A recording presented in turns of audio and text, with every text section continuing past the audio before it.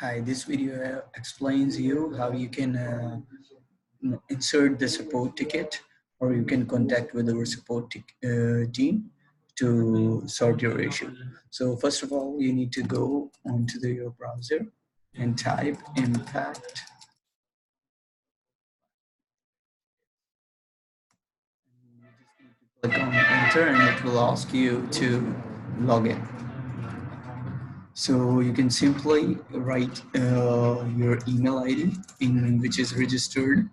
In your case, in this case, when we are using Salman, their email ID is this, and the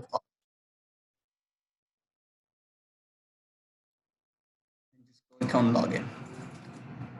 And after login, you can see all your tickets which are open. You can create a new open ticket, and you can simply uh, type whatever you want and just paste the ticket over here. Similarly, just for as per your request, we have associated Cynthia's email ID with this account. With the same email ID and password, you can use with the Cynthia's email ID and password you can use, and she can put the ticket as well. Okay, I hope it guide you the complete ticket system. Thank you very much.